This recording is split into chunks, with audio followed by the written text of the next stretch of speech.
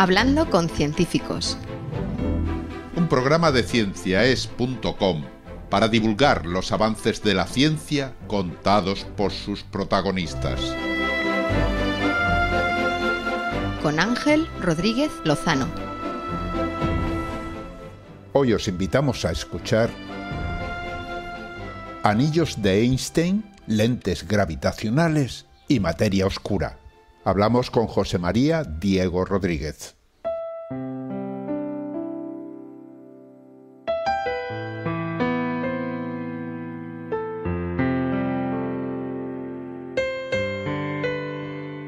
Nuestros más grandes telescopios tienen un alcance limitado cuando observan el universo más alejado de nosotros y a su vez el más cercano al Big Bang. No obstante, en ciertas ocasiones la suerte hace que una galaxia lejana curve la radiación de un objeto mucho más alejado que ella y la concentre hacia nosotros como si fuera la lente de un inmenso telescopio. Esas fortuitas alineaciones, conocidas como lentes gravitatorias o gravitacionales, suelen proporcionar imágenes distorsionadas de objetos que de otra manera sería imposible observar. Cuando la distorsión del objeto lejano toma forma de un anillo, se conoce como anillo de Einstein.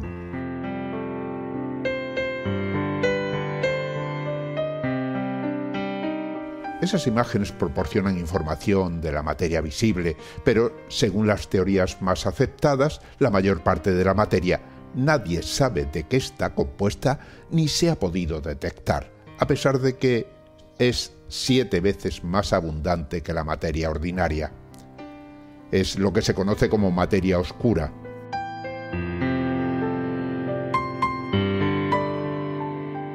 Un artículo recientemente publicado en la revista Nature Astronomy estudia anillos de Einstein modulados por materia oscura a partir del estudio de 3 imágenes de un mismo objeto producidas por una lente gravitatoria. El trabajo ha sido realizado por un extenso grupo de investigadores entre los que figura José María Diego, nuestro invitado en Hablando con Científicos.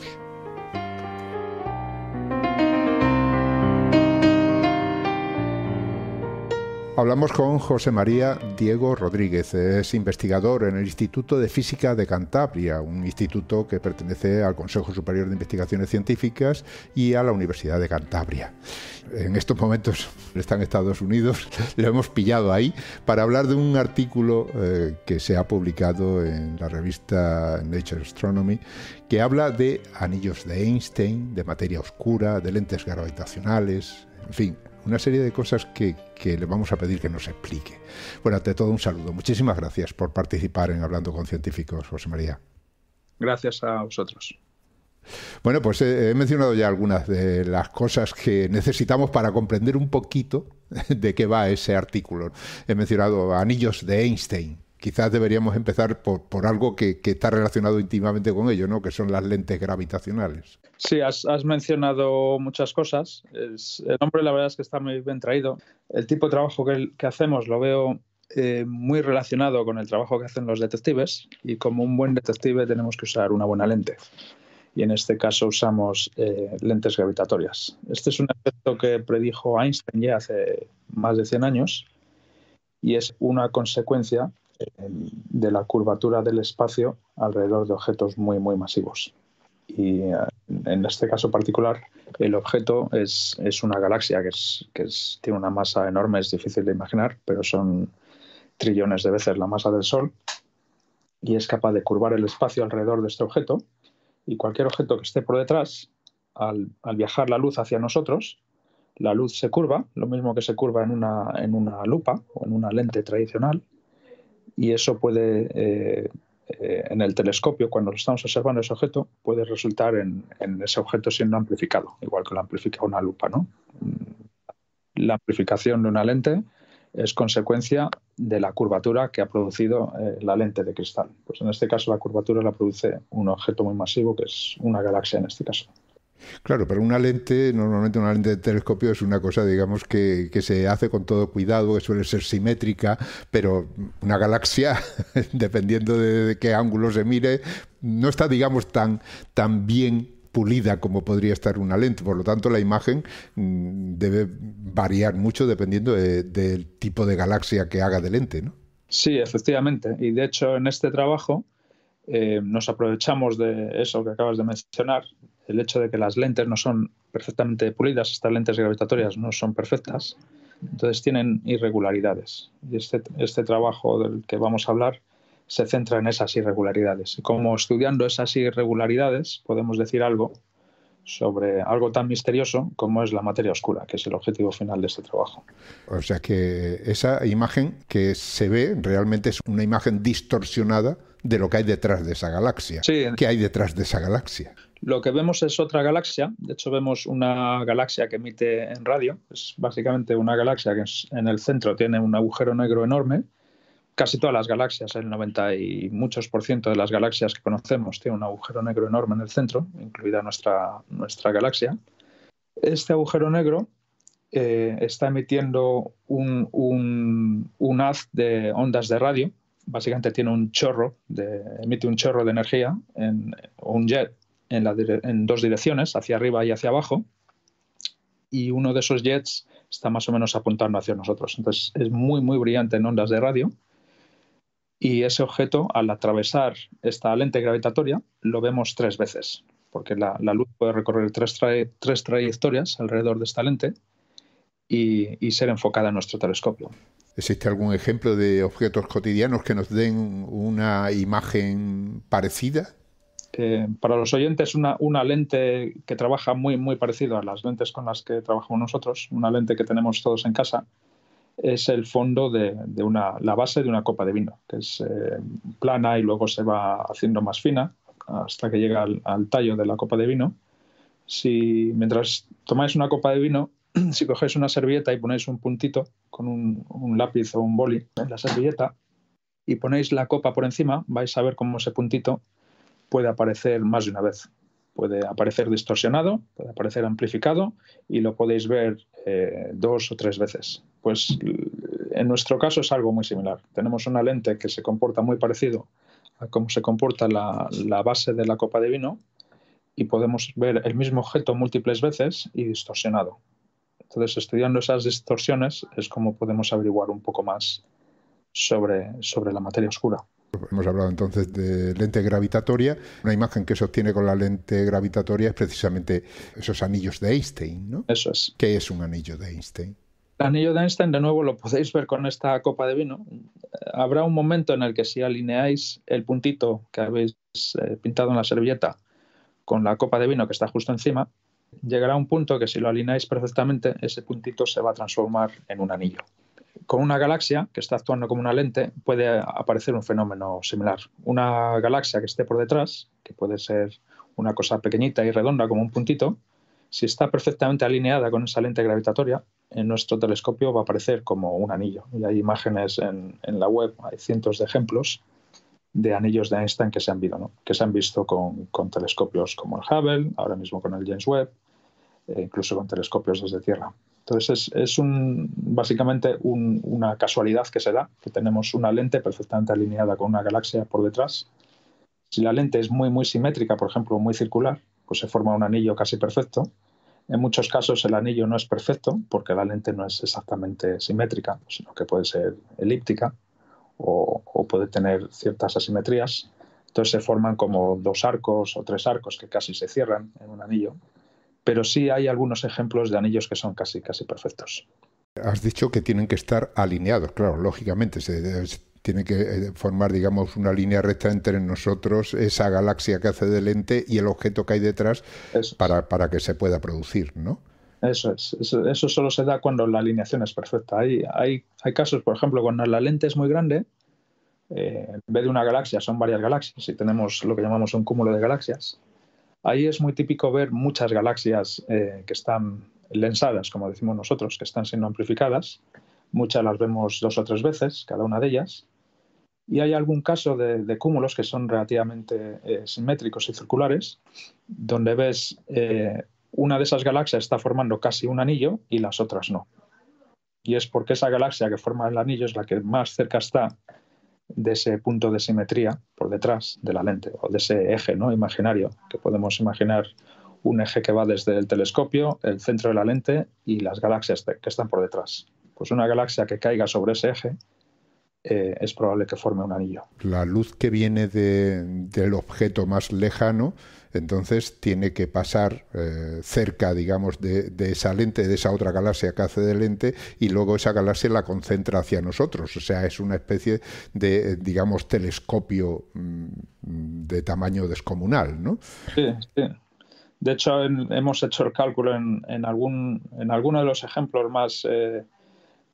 más extremos que hemos encontrado. Por ejemplo, hace un par de años encontramos Earendel, que es la estrella más lejana que se ha visto directamente con un telescopio.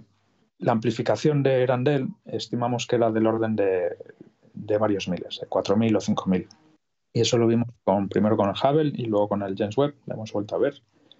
El Hubble, por ejemplo, tiene el tamaño, o el James Webb mejor, el James Webb tiene un tamaño, el espejo es 6 metros.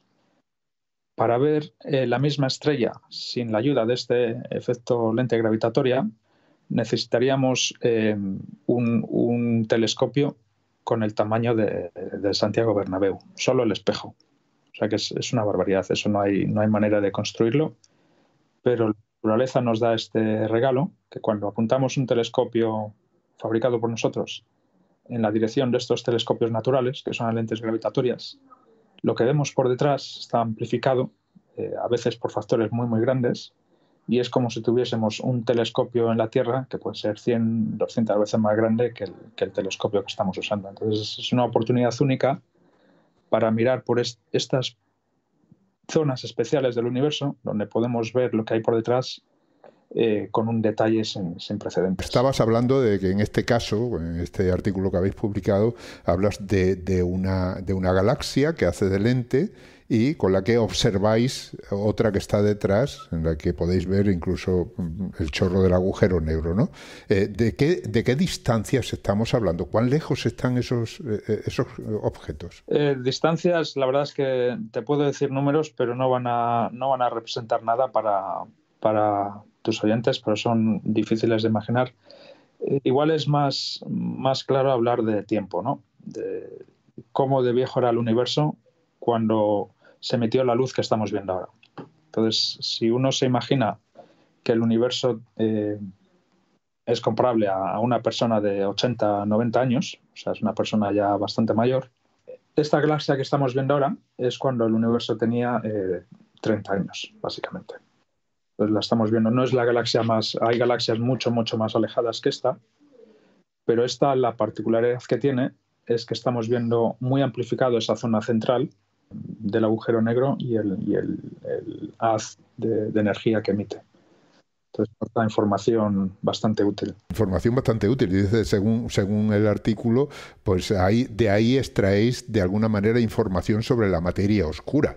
Pero la materia oscura no se ve. La materia oscura no se ve y ni siquiera sabemos aún si es real o no es real. Sospechamos que sí es real. Hay mucha evidencia que apunta en la dirección de que la materia oscura tiene que existir, si no, no entenderíamos muchas observaciones. Pero uno de los misterios más grandes de la materia oscura es que no se ha detectado. Hay muchos experimentos en Tierra que intentan detectarla y ningún experimento hasta la fecha ha detectado nada. El único efecto por el que sabemos que tiene que haber materia oscura son fuerzas gravitatorias, pero fuera de nuestro planeta Tierra, o sea, en galaxias o en cúmulos de galaxias. Ahí vemos que tiene que haber más materia de la que vemos para explicar por qué una galaxia, por ejemplo, no es destrozada cuando está girando. Las galaxias las vemos girar a una cierta velocidad y no se rompen. No se rompen porque la fuerza de la gravedad tiene que ser lo suficientemente fuerte para mantenerlas juntas. Pero si uno suma la masa que medimos en las estrellas, en el gas, en el polvo, etcétera, de todas estas galaxias, pues no es suficiente para mantenerlas juntas. Tiene que haber unas 10 veces más materia en estas galaxias para que estas galaxias no salgan, los brazos espirales, por ejemplo, no salgan despedidos cuando están dando vueltas. Entonces, hay mucha evidencia de que la materia oscura tiene que existir. No sabemos lo que es, pero sí tenemos ciertos modelos, ¿no? Entonces, en este artículo te testamos uno de estos modelos que se ha puesto más de moda en los últimos años y parece ser que explica mejor esta observación que el modelo más sencillo con el que hemos venido trabajando varias décadas hasta la fecha, ¿no? Entonces, no es concluyente, o sea, no podemos decir que hayamos descubierto que la materia oscura es uno de los modelos que estudiamos, pero sí que claramente favorece a ese modelo frente al otro. O sea que la materia oscura no se ve, pero sí de alguna manera esa imagen que recibís, de no existir esa imagen sería de otra manera, ¿no? Sería distinta. Sí, si pensamos en los anillos de Einstein, por ejemplo, estos anillos que se forman cuando una galaxia se alinea perfectamente con la lente, el radio o el diámetro de ese anillo es directamente proporcional a la masa que hay dentro de ese anillo, ¿no? Si cogemos un cilindro con el tamaño de ese anillo de Einstein y medimos toda la masa que cabe dentro de ese cilindro, pues eso es lo que determina el tamaño del anillo de Einstein. Entonces, si la materia oscura no existiese, esos anillos que vemos, por ejemplo, serían mucho más pequeños. Serían unas 3 o 4 veces más pequeños de lo que detectamos. Esa es una de las evidencias que tenemos sobre la materia oscura, ¿no? Pero ¿qué es la materia oscura? Bueno, has dicho que no lo sabemos, pero seguro que hay unas cuantas teorías que apuntan a qué puede ser. El qué es la materia oscura, como mencionaba, aún no lo sabemos. El modelo más popular postula que son partículas subatómicas, similares a los electrones o a los protones. Todavía no sabemos si serían más masivos o menos masivos, puede que sean menos, pero no interaccionarían con nada, no emitirían luz, no interaccionan con la materia ordinaria como somos nosotros, no interaccionan con nuestros detectores o interaccionan muy poco, por eso igual no lo hemos detectado en la Tierra. Se supone que estas partículas pueden atravesar la Tierra sin interaccionar con nada. Entonces, si eso es así, pues es muy difícil detectarlas. Aún así, se sigue intentando detectarlas. Otro de los modelos, que es el que testamos aquí, es que estas partículas de materia oscura son aún muchísimo más pequeñas de lo que se pensaba ordinariamente. Es decir, son trillones de veces más pequeñas en términos de masa que un electrón. Entonces, si eso es así, se da un fenómeno muy peculiar, y es que se empiezan a comportar como ondas, no como partículas, en escalas muy grandes, en escalas mucho mayores que el sistema solar. Y eso da lugar a un fenómeno que llamamos interferencia, donde muchas partículas pueden producir fluctuaciones en la distribución de materia, en la densidad de materia, en escalas astrofísicas, o sea, en escalas comparables al tamaño de una galaxia. O sea, esas fluctuaciones son las que tratáis de detectar, entonces. Eso es. Entonces, este trabajo básicamente concluye que las observaciones que vemos, analizando estas 3 imágenes que decía del agujero negro y el haz de energía que sale del agujero negro, la distribución que tienen estas 3 imágenes es diferente a lo que esperábamos si las partículas de materia oscura pues tuviesen masas comparables a las del electrón o las del protón. Pero si tuviesen masas mucho, mucho más pequeñas, del orden de trillones de veces más pequeñas que la masa del electrón, se producirían estas fluctuaciones en la distribución de materia. Esta lente ya no sería perfectamente plana, tendría una cierta rugosidad, y esa rugosidad daría lugar a distorsiones en estas 3 imágenes, que son consistentes con las que detectamos en los datos, ¿no? Entonces, estos datos demuestran que al menos una de las imágenes aparece más distorsionada de lo que esperas. Entonces, esta distorsión es consistente con uno de estos modelos de materia oscura que predicen que una o 2 de las imágenes tiene que estar más distorsionada que la otra. Ajá. O sea que es una forma indirecta de detectar no solo la materia oscura, sino un poco las características de esa materia oscura, ¿no? Eso es como decía al principio, es trabajo de detectives. Literalmente hay que poner muchas piezas juntas y luego en nuestro caso el sospechoso es la materia oscura. Tenemos varios candidatos y vamos descartando, ¿no? La investigación hoy en día en el campo de la materia oscura se centra en esto, de poner todos los sospechosos en la pared y vas descartando, ¿no? Pues este funciona, este no funciona, y todavía no sabemos quién es el culpable, pero sí hemos ido descartando varios modelos o varios sospechosos, pero todavía queda. O sea que en principio se trata si está compuesta por unas partículas, esas partículas, como no interaccionan con la luz, pueden atravesar la materia sin que se note, son imposibles de detectar en ese sentido. La única forma es la que se está utilizando, es decir, analizar un poco los efectos, digamos, gravitatorios, es decir, cómo influye en la gravedad de los cuerpos, en la atracción de los cuerpos de unos con otros, e inferir de ahí no solo que existe, que eso ya sí se sabe de hace tiempo, sino de qué está compuesta. Eso es. Entonces estamos ya en el nivel 2. En el nivel 2 parece que efectivamente la materia oscura tiene que existir. Ahora se trata de saber qué es, ¿no? De qué está hecho y si podemos llegar a detectarlo en algún momento. Muy bien, José María. Vamos a tomarnos un pequeño descanso y volvemos enseguida.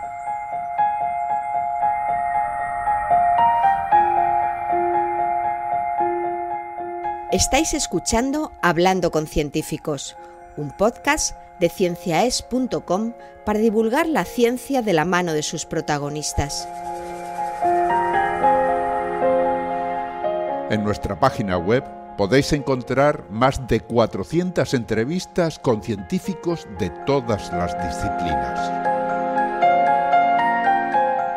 Os invitamos a escucharlas y compartirlas en redes sociales con vuestros amigos y conocidos. Cienciaes.com ofrece un conjunto de podcasts de acceso libre y gratuito a través de iTunes, Spotify, Google Podcasts, iVoox, TuneIn y muchas más plataformas. Y Radio Cienciaes. Todo en cienciaes.com.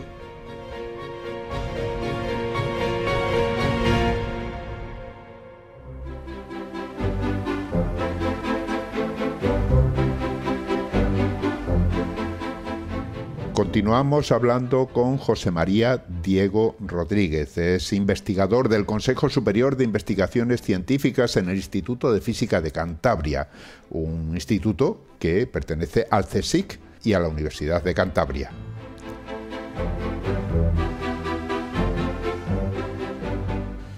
José María, hablabas de la materia oscura, decíamos que es una materia que abunda en el universo, de hecho decías que es 7 veces más abundante que la materia ordinaria, pero a pesar de su abundancia, nadie sabe qué es y no se ha podido detectar. ¿Qué se puede hacer para detectarla? Aunque no se haya detectado aún, no quiere decir que no se pueda detectar en Tierra. Todavía siguen los esfuerzos. Ahora, por ejemplo, hay un campo nuevo en la astrofísica que son las ondas gravitatorias, y ahí han hecho un desarrollo tecnológico brutal para detectar ondas gravitatorias. Recientemente hay gente que está proponiendo usar esos mismos detectores, que son muy sensibles para detectar ondas gravitatorias, para también detectar las partículas de materia oscura. Entonces, hay gente muy brillante que viene dándole duro y que viene con ideas frescas y nuevas. Yo creo que hay que ser un poco positivos, aunque no se haya conseguido detectar nada. No hay que desesperar y hay que seguir insistiendo. O sea, quiere decir eso que entonces esas ondas gravitatorias que se crean, si mal no recuerdo, pues se detectaron por primera vez porque eran 2 agujeros negros que se fusionaban, o un agujero negro y una estrella de neutrones, es decir, cuerpos que de alguna manera producían una gran hecatombe, cuerpos muy grandes y que emitían esas ondas. Al atravesar, digamos, esa materia oscura, esas ondas sufren variaciones, ¿eso es lo que quiere decir? No, a lo que me refiero es que estos detectores, si una partícula de materia oscura interfiere con estos detectores, son tan sensibles, son espejos, ¿vale? Espejos que son muy sensibles a cualquier cosa que les pase. Entonces, si una partícula de materia oscura que se está moviendo, están cruzando la Tierra constantemente a velocidades pues yo qué sé, del orden de 300 kilómetros por segundo, así es la velocidad que se le supone. Si una de ellas es capaz de interaccionar, aunque sea ligeramente, con incluso un átomo de este espejo, estos detectores son capaces de detectar esa interacción. Entonces es algo que aún no se ha explorado en detalle, pero sí se está empezando a proponer. Entonces sería un detector súper sensible con una tecnología nueva que no se ha testado en este campo, pero que podría dar lugar a resultados positivos. O sea que sería, digamos, que casualmente eso que fue diseñado para otra cosa podría tener como efecto colateral que un día detectara una partícula de materia oscura. Sí. Claro que si no se conoce muy bien cómo es esa partícula, también debe ser muy difícil saber cuál será su efecto, ¿no? Efectivamente, pero bueno, la cuestión es en detectar anomalías, ¿no? Detectar anomalías en el detector, cosas que no puedas explicar, y luego ver si eso encaja con alguno de estos modelos de materia oscura. Lo que decías antes de que las ondas gravitatorias per se puedan interaccionar con la materia oscura, también es otra vía de investigación. Por ejemplo, uno de los temas que se está estudiando es estos agujeros negros antes de fusionarse y producir este terremoto cataclísmico que mencionabas antes. Estos agujeros negros, al ser tan densos y tener un potencial gravitatorio tan fuerte, también pueden tener partículas de materia oscura a su alrededor que pueden interferir con esta fusión de agujeros negros. Entonces eso es algo que también se ha estudiado y es algo que podría resultar en una señal en estas ondas gravitatorias un poco diferentes, dependiendo de si hay materia oscura alrededor de estos agujeros negros o no la hay y de qué tipo de materia oscura se trate. Entonces hay muchos campos en los que se está intentando avanzar. Este trabajo que presentamos nosotros es solo uno de ellos, pero bueno, al final será todo un esfuerzo colectivo, ¿no? Tendrá que haber evidencia por varias vías. El que alguien, por ejemplo, nosotros u otro equipo diga que ha detectado algo o tiene evidencia de algo, no será suficiente para convencer a la comunidad y no debiera ser suficiente. Este tipo de resultados tiene que ser corroborado independientemente por otros grupos y por otros experimentos también. Parece mentira, ¿no? Porque la materia oscura al final es muchísimo más abundante, según los cálculos que se hacen, que la materia ordinaria. Sí, unas 7 u 8 veces más abundante, pero tremendamente difícil de detectar. Si no existiera la materia oscura, no se podría explicar el universo tal y como es, ¿no? Si no existiese la materia oscura, la única posibilidad es que la teoría de la relatividad de Einstein es incorrecta y hay que introducir modificaciones a escalas grandes. Esa es otra de las vías en las que se está trabajando, pero tiene bastantes problemas. Aunque puedes resolver el problema de la materia oscura, creas muchos más, ¿no? Es como intentar tapar una fuga con una mano, pero al quitar esa mano dejas que el agua se te escape por otro lado. Entonces no está claro que eso pueda resolver el problema. Podría resolver este problema, pero crearía otros problemas aún mayores. Sí, pero como dices, eso sería, digamos, poner en entredicho la teoría de la relatividad, pero a distancias a lo mejor en dimensiones excesivamente grandes. Es decir, que cada teoría tiene su campo de aplicación para un determinado rango en el que funcionan estupendamente, ¿no? La ley de Newton funciona perfectamente a una determinada escala, la relatividad hace falta cuando ya se pasa a otra escala. Podría pasar lo mismo la relatividad, ¿no? Sí, lo que pasa es que hasta la fecha todos los test que se han hecho de la teoría de la relatividad, todas las pruebas a las que se ha puesto a la teoría de la relatividad han sido aprobadas con bastante margen. O sea, no hay ningún experimento hasta la fecha, ninguna medida que sugiera que la teoría de la relatividad falla. Sí sabemos que fallará dentro de agujeros negros. En el interior del horizonte de sucesos se sabe que no puede funcionar porque hay un punto en el que la misma teoría te dice hasta aquí puede llegar. Pero en escalas grandes, en principio, no hay ninguna evidencia que diga que falla. Dicho esto, también es cierto que si la materia oscura no existe, uno puede concluir con mucha confianza que la teoría de la relatividad a escalas grandes es incorrecta. Pero claro, no hemos llegado a ese punto todavía, porque aún sospechamos, o muchos, la mayoría pensamos, que la materia oscura sí es real. Lo que pasa es que aún no hemos sido lo suficientemente capaces de descubrir qué es. Volviendo al artículo, hablabas de una galaxia, ¿no?, que hace de lente, que al mismo tiempo pues perturbaba, digamos, la radiación o la luz procedente de una galaxia mucho más lejana. Se veían 3 imágenes. Toda esa figura, digamos, es en principio muy bonita, así dicho de esa manera. Pero para verlo se han tenido que utilizar determinados instrumentos, ¿no? ¿Con qué instrumentos se han visto esas imágenes de lente gravitatoria? En este caso particular, con 2 tipos de instrumentos. Un telescopio ordinario, que ves la luz normal, y ahí lo que ves es básicamente el agujero negro, que es lo que llamamos un cuásar. Es un objeto estelar muy, muy brillante, muy compacto, pero es básicamente un agujero negro con material cayendo al agujero negro que emite mucha luz, es muy brillante. Y luego con instrumentos de radio, con radiotelescopios, no son datos que hayamos tenido nosotros, estos datos ya estaban disponibles, pero con un radiotelescopio puedes ver también la emisión en radio, en particular de estos haces de energía que salen del agujero negro y que han sido claves porque ya tienes más información morfológica sobre este objeto. Tienes el punto central y tienes dos puntos más que son los haces de energía. Entonces, para cada una de estas imágenes tenemos 3 puntos, ¿no? Y puedes ver la separación relativa entre estos 3 puntos.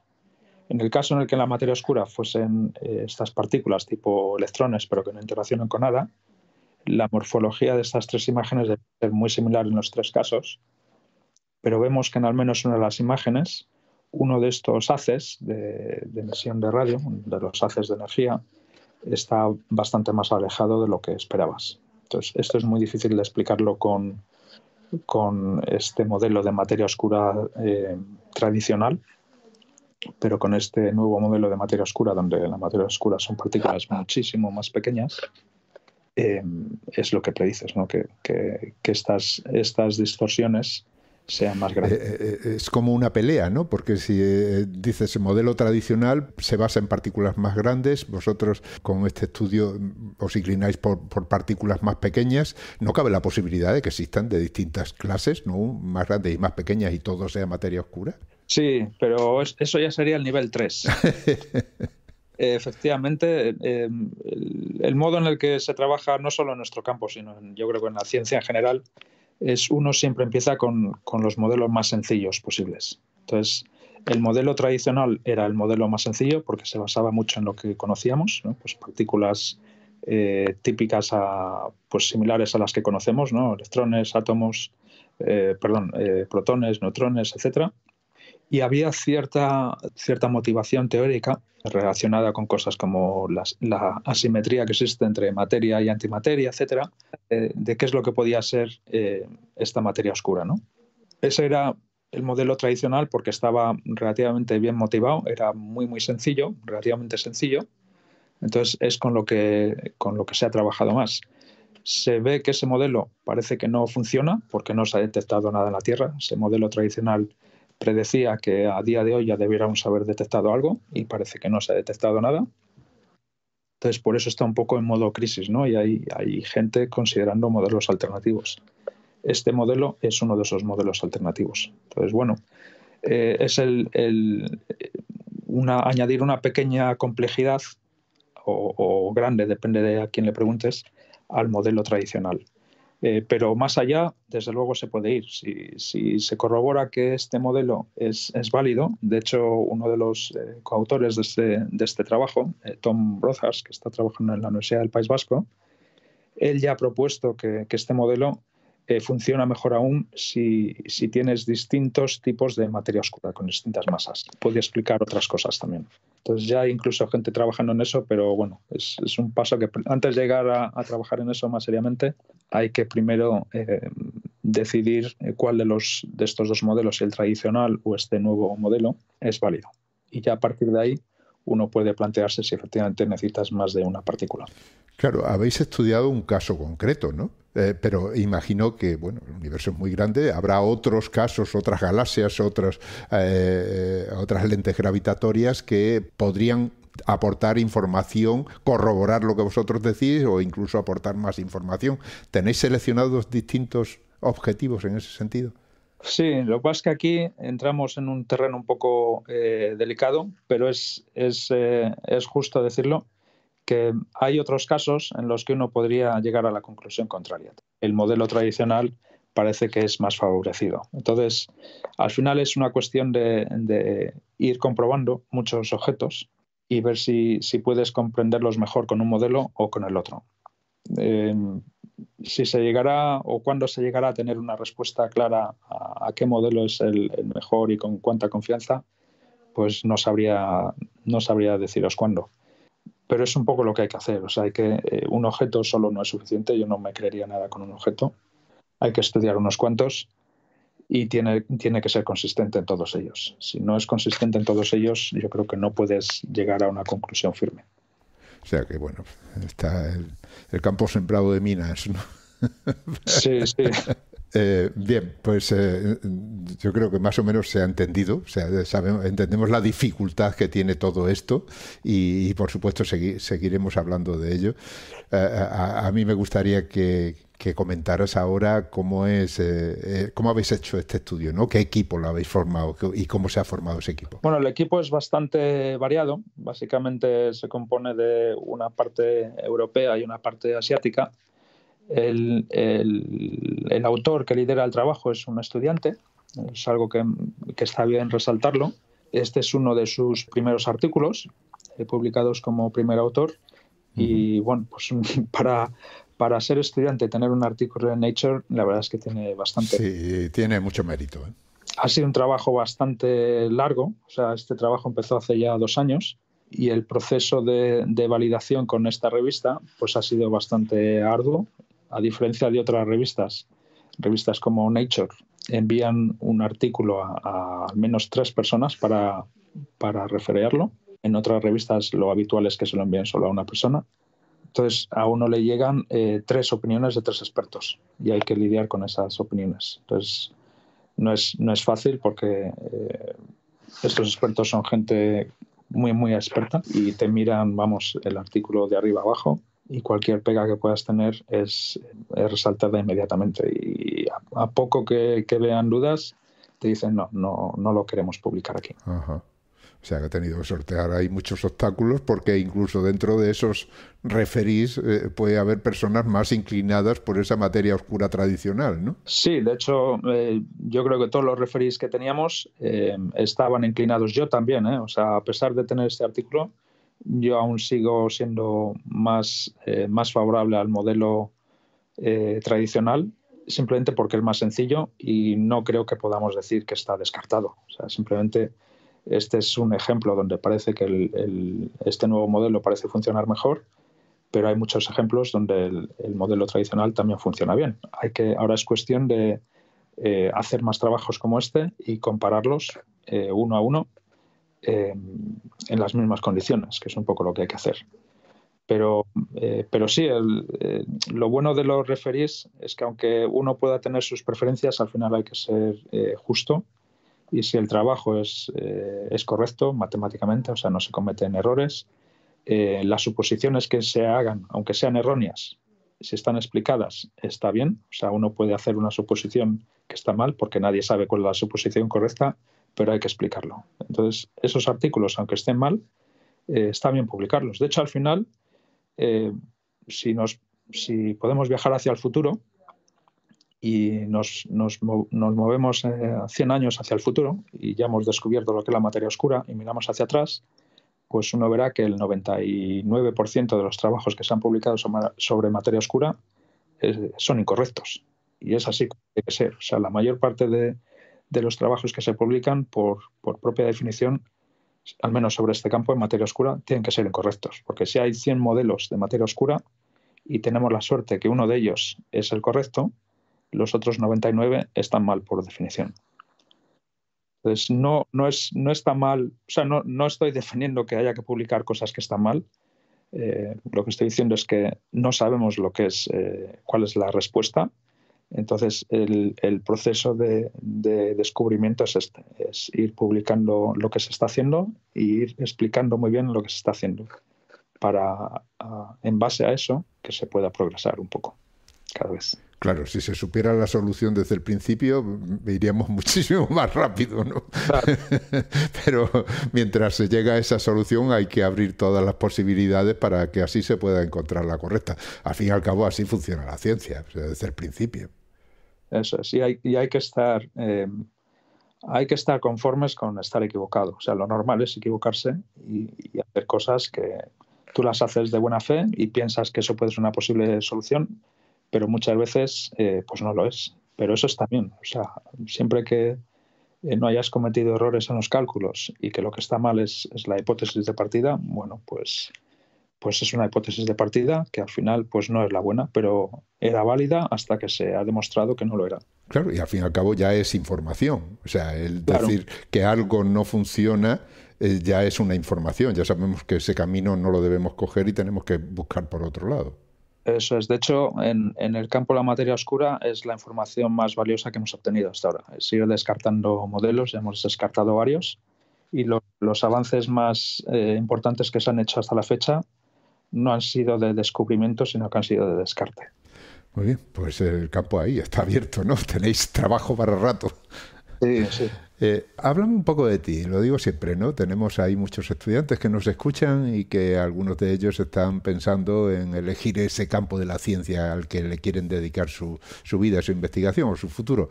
Y siempre les viene bien el ejemplo, ¿no? ¿Cómo llegaste tú a este campo? ¿Cómo ha sido eso, ese camino? Bueno, mi caso seguramente sea similar al de muchos. Al final es una combinación de suerte. Hay que tener suerte también de estar en el momento adecuado, en el lugar adecuado. Pero más importante que la suerte yo creo que es el que te guste, ¿no? Yo siempre se lo digo cuando me pregunta algún estudiante, si te gusta esto, pues dedícate a ello porque hay trabajo, se puede conseguir trabajo, no es fácil, no está garantizado, pero existe. Y si no te gusta, pues no te dediques a ello porque no merece la pena. Porque si no te gusta, desde luego no vas a conseguir nada. La gente que acaba trabajando en este campo, en parte es porque le gusta, ¿no? No porque no tenga otra cosa que hacer. Entonces, si te gusta, dedícate a ello. La otra cosa que es importante resaltar es que hay mucha gente que conozco que ha empezado, por ejemplo, a hacer una tesis y luego ha acabado trabajando en otra cosa. Muchos han ido al sector financiero y demás. Una tesis, por ejemplo, en astronomía te da muchos skills y habilidades que se pueden aplicar luego a muchos otros trabajos. En España, como en Estados Unidos igual, pues carreras con perfiles de físico y matemáticos suelen tener un ratio bastante alto o muy bajo de paro, ¿no? O sea, hay muchas posibilidades para acabar en el mercado laboral trabajando con buenos trabajos. No necesariamente en ciencia, pero sí que te da muchas capacidades. Pero lo más importante es esto, si te gusta, bien, dedícate a ello, hay posibilidades y cada vez más porque la cantidad de datos que estamos recibiendo es enorme. Creo que los AI no nos van a quitar el trabajo en el futuro más inmediato, pero desde luego es una época dorada, ¿no? Dorada de la astronomía, no solo por el James Webb, que tiene el telescopio principal cubierto de oro, pero porque hay una cantidad de datos enormes que están a punto de llegar en los próximos 10-15 años y es una época de descubrimiento a la que nos acercamos en los próximos años. Entonces va a ser una etapa muy, muy interesante. En ese sentido, algunas de las imágenes que se han obtenido con el James Webb ya las tenéis ahí, digamos, les tenéis echado un ojo para estudiarlas con detenimiento de cara a estas investigaciones sobre materia oscura. Sí, ya tenemos varios trabajos incluso publicados con el James Webb.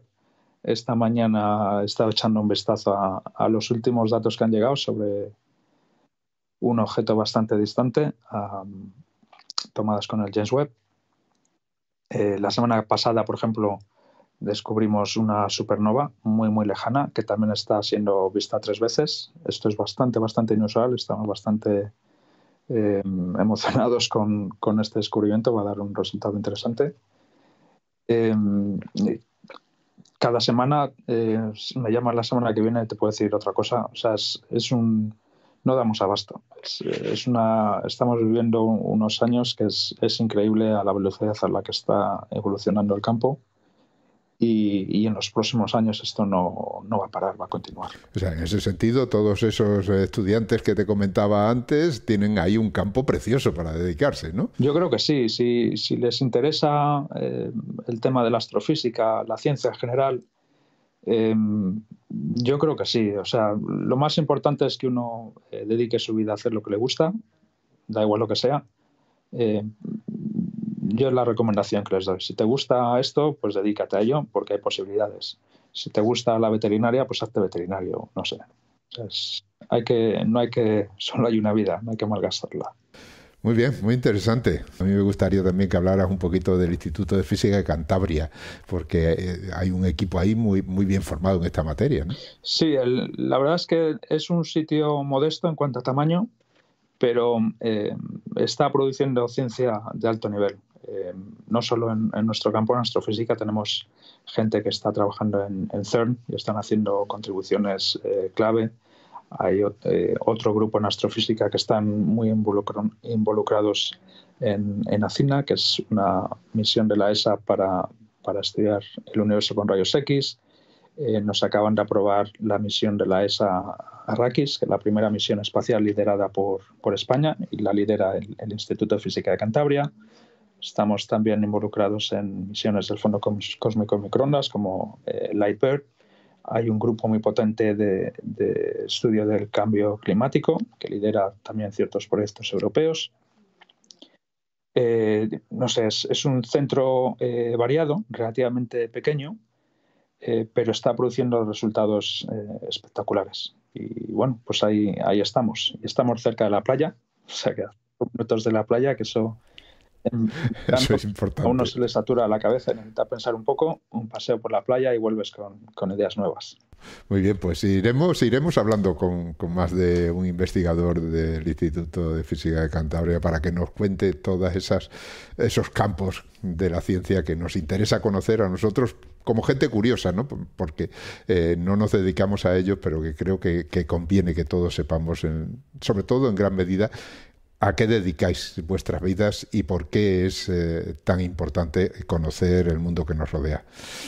En fin, aquí nos tenemos que despedir. Solo me queda agradecerte de todo corazón todas estas explicaciones.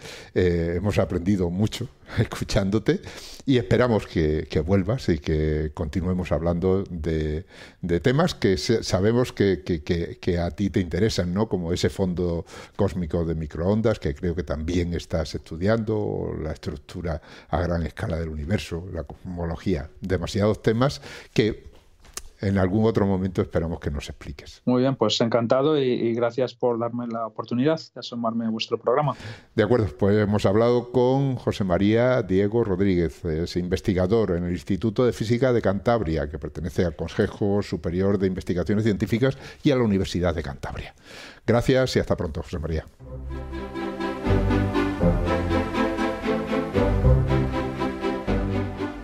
Y como siempre, antes de despedirnos, tengo que recordaros que Hablando con Científicos y el resto de los podcasts de cienciaes.com son posibles gracias a vuestras donaciones. Es nuestra única fuente de ingresos. Así que, si escuchas nuestros programas, si te gustan y todavía no te has unido al grupo de mecenas, ánimo, únete.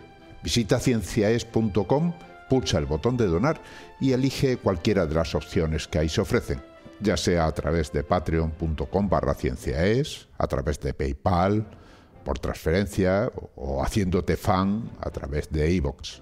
Gracias por escucharnos y por compartir con nosotros la ilusión por la ciencia.